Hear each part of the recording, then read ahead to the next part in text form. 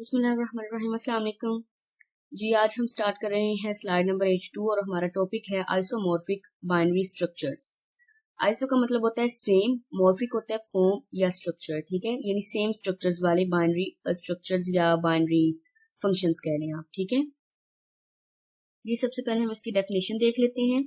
Let us consider a binary algebraic structure, ठीक है। ये जो ब्रैकेट्स यूज की गई है स्ट्रक्चर की नोटेशन है, ठीक है, और उसमें हमारे पास सेट है S और उस पे बाइनरी ऑपरेशन है स्टेरी, ठीक है। To be a set S together with a binary operation starry on S, यानी वो जो सेट है उस पे हमने जो बाइनरी ऑपरेशन यूज किया हुआ है वो स्टेरी है, और ये स्टेरी कोई भी ऑपरेशन हो सकता है, ठीक है। एडिशन हो सकता है, सब्ट्रैक्शन हो सकता है, मल्टीप्लिकेशन, डिवीजन, कुछ भी जी। उसके बाद हमारे पास टू बाइनरी स्ट्रक्चर्स जो हैं are said to be isomorphic if there is a one to one correspondence between the elements x of S and the elements x prime of S prime such that, अच्छा ही दिया गया है। अच्छा जी, अब वो ये कह रहे हैं कि अगर आपको दो स्ट्रक्चर्स, कोई से भी बाइनरी स्ट्रक्चर्स दिए गए हैं, वो तब आइसोमॉर्फिक होंगे जब उनमें वन टू वन रिलेशन होगा। वन टू वन रिलेशन अब कैसे होगा कि एक स्ट्रक्चर के हर एलिमेंट के बदले में दूसरे स्ट्रक्चर में एक एलिमेंट मौजूद होगा और वो उसके इक्वल होगा, ठीक है, या कोरेस्पोंडेंस होगा, वहां पे एक एलिमेंट मौजूद होना चाहिए। अब जैसे उन्होंने कह दिया कि अगर एलिमेंट एक्स हम ले पहले स्ट्रक्चर में से, तो उसका कोरेस्पोंडेंस एलिमेंट होना चाहिए दूसरे स्ट्रक्चर में जो कि एक्स प्राइम है, ठीक है। इसी तरह से वाई के लिए वाई प्राइम होना चाहिए, ठीक है। फिर अगर हम एक्स स्टेरी वाई कर रहे हैं, यानी एस के एलिमेंट्स पे हम बाइनरी ऑपरेशन अप्लाई कर रहे हैं, तो उसके कोरेस्पोंडेंस भी एक एलिमेंट होना चाहिए जो कि हमें मिलेगा सेकंड स्ट्रक्चर के एलिमेंट्स पे उस वो वाला ऑपरेशन अप्लाई करने से, ठीक है जी। नेक्स्ट है हमारे पास, पहले दो पॉइंट्स हम देख चुके हैं, थर्ड पॉइंट है a one to one correspondence exist if the sets S and S prime have the same number of elements. जी, ये बहुत इंपॉर्टेंट बात है कि दो स्ट्रक्चर्स जो हैं वो तब ही आइसोमॉर्फिक होंगे या वन टू वन होंगे जब उनके नंबर ऑफ एलिमेंट्स सेम होंगे, ठीक है। यानी अगर हमारे पास जो फर्स्ट सेट है उसमें एलिमेंट्स 3 हैं, तो सेकंड सेट जिसे हम आइसोमॉर्फिक शो करना चाहते हैं उसमें भी 3 ही एलिमेंट्स होने चाहिए, ठीक है। सेम नंबर ऑफ एलिमेंट्स होंगे तो फिर ही वन टू वन होंगे, यानी फिर ही हर सेट के लिए, हर सेट के एलिमेंट के लिए कोई एक एलिमेंट दूसरे सेट में मौजूद होगा जी। उसके बाद हमारे पास एक डेफिनेशन है कि दो स्ट्रक्चर्स अगर दिए गए हैं S स्टेरी और S प्राइम स्टेरी प्राइम भी binary algebraic structures and isomorphism of S with S prime is a one to one function, और इसमें फाई मैपिंग है, ठीक है। मैपिंग जो है वो फाई दी गई है, यानी फंक्शन फाई दिया गया है। S onto S prime इस तरह से हो कि अगर हम वो मैपिंग अप्लाई करें X टेरी Y पे, ठीक है, यानी पहले सेट स्ट्रक्चर में से जो एलिमेंट्स हम लेके उस पर अगर मैपिंग अप्लाई करें तो वो किसके इक्वल होगा। हम अगर अप्लाई करते हैं उन एलिमेंट्स पे अलग से मैपिंग, यानी पहले हमने मैपिंग अप्लाई की X टेरी Y पे, उसके बाद हम मैपिंग अप्लाई करें X फाई X, उसके बाद है जो फिर बाइनरी ऑपरेशन हम यूज करेंगे वो हम सेकंड स्ट्रक्चर के यूज करेंगे, ठीक है। यहाँ पे आप ये देखिए ना, यहाँ पे है फाई X स्टेरी Y, यानी एलिमेंट्स भी हमने इस स्ट्रक्चर के लिए हैं और ऑपरेशन भी ये वाला लिए, ठीक है। लेकिन उसके बाद वो किसके इक्वल होना चाहिए, फाई X यानी पहले स्ट्रक्चर का, और उसके बाद जो बाइनरी ऑपरेशन है वो सेकंड स्ट्रक्चर का होना चाहिए, ठीक है। और फिर phi Y for all x y belongs to S, यानी तमाम एलिमेंट्स के लिए S के। अगर ये कंडीशन सेटिस्फाई होती है तो फिर हम कहते हैं कि आइसोमॉर्फिज्म जो है वो वन टू वन है जी। उसके बाद हमें बताया गया है how to show binary structures are isomorphic, यानी दो स्ट्रक्चर हमें दिए गए हो तो हम कैसे इन्हें शो करेंगे कि आइसोमॉर्फिक हैं या नहीं है, ठीक है। उसके लिए हमारे पास स्टेप 1 है define the function phi that gives the isomorphism of S and S prime, ठीक है। हमने खुद से ये एक फंक्शन फाई डिफाइन करना है, ठीक है जी। उसके बाद स्टेप 2 है show that phi is one to one, यानी जो हमने मैपिंग डिफाइन की है उसे हमने वन टू वन शो करना है जी। थर्ड स्टेप में हमारे पास show that phi is onto S prime, हमने फिर वन टू वन तो शो कर लिया, उसके बाद फिर हमने ये शो करना है कि फाई ऑन टू भी है सेकंड स्ट्रक्चर पे, ठीक है।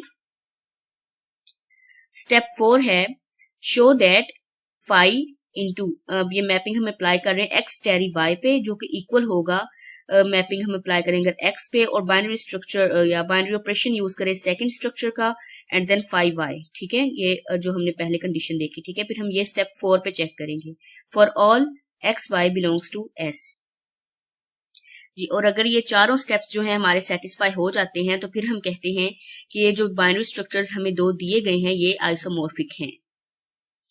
जी, अब हम एक एग्जांपल देखेंगे, उसमें हमें क्या है, दो स्ट्रक्चर्स दिए गए हैं, ठीक है, दो बाइनरी स्ट्रक्चर दिए गए हैं। पहला क्या है, सेट है रियल नंबर्स का, जिसमें पॉजिटिव भी शामिल है नंबर्स और नेगेटिव भी, और इस पे बाइनरी ऑपरेशन हम एडिशन का यूज कर रहे हैं, ठीक है। Is isomorphic to the structure. अब सेकंड स्ट्रक्चर क्या है, वो पॉजिटिव रियल नंबर है, इसमें नेगेटिव वैल्यूज नहीं है, ठीक है, और इसमें जो बाइनरी ऑपरेशन है वो मल्टीप्लीकेशन है। हमने शो करना है कि ये दोनों स्ट्रक्चर जो है ये आइसोमॉर्फिक है, यानी ये सेम है। जब हम यही जो चार स्टेप्स हमने अभी अभी पढ़े हैं उन्हें अप्लाई करेंगे। पहला स्टेप क्या था कि हमने एक मैपिंग डिफाइन करनी थी। मैपिंग हमने कैसे डिफाइन करनी थी कि पहले स्ट्रक्चर के सेट की मैपिंग हमने क्या है डिफाइन करनी थी सेकंड स्ट्रक्चर के सेट पे, ठीक है।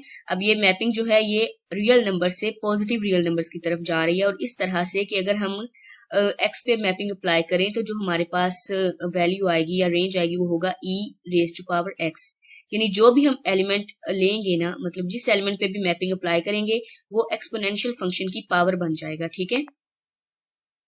ये मैपिंग हमने खुद से डिफाइन की है, इस तरह से की है कि जो रेंज आए वो पॉजिटिव रियल नंबर्स में से आए, ठीक है जी। अब सेकंड स्टेप हमारा क्या था कि हमने ये शो करना था कि जो मैपिंग हमने ली है वो 1 to 1 है, ठीक है। 1 to 1 की कंडीशन क्या थी हम पहले देख चुके हैं कि हमने क्या करना होता है कि दो एलिमेंट्स पे वो मैपिंग डिफाइन करनी होती है। अगर मैपिंग इक्वल है तो फिर हम कहेंगे कि ये एलिमेंट्स भी इक्वल होने चाहिए या होंगे, ठीक है। अब यहाँ पे हमने मैपिंग डिफाइन कर ली, 5x इक्वल टू 5y है। अगर दो मैपिंग्स इक्वल हैं तो ये क्या बनेगा, फिर मैपिंग अप्लाई करने के बाद वो जो था वेरिएबल था वो एक्सपोनेंशियल की पावर में चला जाएगा। यही मैपिंग हमने डिफाइन की ना, तो वो हो गया e raise to power x equal to e raise to power y। जब एक्सपोनेंशियल फंक्शन बेस सेम है तो e से कैंसिल हो गया, तो फिर x इक्वल टू y आ गया, यानी 1 to 1 की कंडीशन सेटिस्फाई हो गई। इसका मतलब है कि ये जो दोनों फंक्शंस हैं या जो मैपिंग हमने डिफाइन की वो 1 to 1 है जी। अब हम थर्ड स्टेप देखेंगे। थर्ड स्टेप में हमने क्या करना था, हमने ये देखना था कि ये मैपिंग जो है हमने डिफाइन की वो ऑन टू है कि नहीं है, ठीक है। अब ऑन टू हम कैसे फाइंड करते थे कि हम को डोमेन में से एक एलिमेंट ले लेते थे, ठीक है, और ये फिर शो कर देते थे कि वो डोमेन में मौजूद है उसकी मैपिंग, ठीक है। अब यहाँ से हमने क्या किया कि पॉजिटिव रियल नंबर्स यानी को डोमेन जो है, ठीक है, उसमें से एक एलिमेंट ले लिया r, तो फिर उसके बाद क्या होगा, उसका नेचुरल लॉग भी तो आर में होगा रियल नंबर्स में, जाहिर बात है अगर वो रियल नंबर है तो उसका नेचुरल लॉग भी रियल नंबर होगा। उसके बाद फिर हम जब मैपिंग अप्लाई करें उस पर फाई ln r करें, ठीक है, नेचुरल लॉग r, तो ये क्या बन जाएगा, e raise to power natural log of r बन जाएगा, क्योंकि हमने यही मैपिंग डिफाइन की कि जिस नंबर पे या जिस एलिमेंट पे हम मैपिंग डिफाइन करेंगे वो e की पावर में चला जाएगा। तो यहाँ पे हमने नेचुरल लॉग ऑफ r पे अप्लाई किया तो नेचुरल लॉग ऑफ r जो है वो e की पावर में चला गया, ठीक है। अब यहाँ से e और उसकी पावर ln, ठीक है, ये कैंसिल हो जाती है। नेचुरल लॉग और एक्सपोनेंशियल में हो, पावर में हो तो ये कैंसिल आउट हो जाता है, ठीक है, तो फिर हमारे पास ये r के इक्वल आ जाएगा।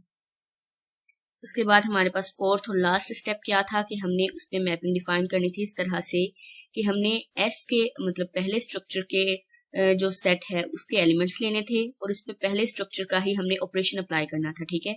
अब 5x प्लस वाई हो गया, ठीक है, equals to e raise to power x plus y हो जाएगा, यानी अगर आप देखें तो e raise to power x plus y mapping हम डिफाइन कर रहे हैं x प्लस वाई पे, तो मैपिंग इस तरह से थी कि जिस पे हम अप्लाई करेंगे वो e की पावर में चला जाएगा, ठीक है, तो ये e की पावर में चला गया x प्लस वाई। अब हमें पता है कि अगर पावर्स ऐड हो रही हों तो उन्हें अगर हम सेपरेट करके लिखना चाहें तो हम बेस सेम रखते हैं और उन्हें मल्टीप्लाई करके लिख देते हैं, ठीक है, या अगर हम इसका इन्वर्स करें तो हम ऐसे कह देते हैं कि अगर दो नंबर्स मल्टीप्लाई हो रही हों उनकी बेस सेम हो तो उनकी पावर्स को हम फिर ऐड कर देते हैं, ठीक है। अब यहाँ पे क्या चीज बनी कि e raise to power x हो गया और यहाँ पे ऑपरेशन क्या आ गया, मल्टीप्लीकेशन का, जो कि हमारे पास सेकंड स्ट्रक्चर का था, ठीक है, तो ये किसके इक्वल हो गया फिर 5x 5y के, यानी फोर्थ कंडीशन जो थी हमारे पास फोर्थ स्टेप में वो भी सेटिस्फाई हो गई है for all x y belongs to r, ठीक है, ये फोर्थ स्टेप सेटिस्फाई हो गई है। इसका मतलब कि ये दो स्ट्रक्चर्स जो हमें दिए गए थे ये दोनों आइसोमॉर्फिक हैं, ठीक है जी। अब हमने स्लाइड्स 95 तक कर लिया है और फिर इंशाल्लाह हम नेक्स्ट देखेंगे अगले लेक्चर में। टेक केयर, अल्लाह हाफिज।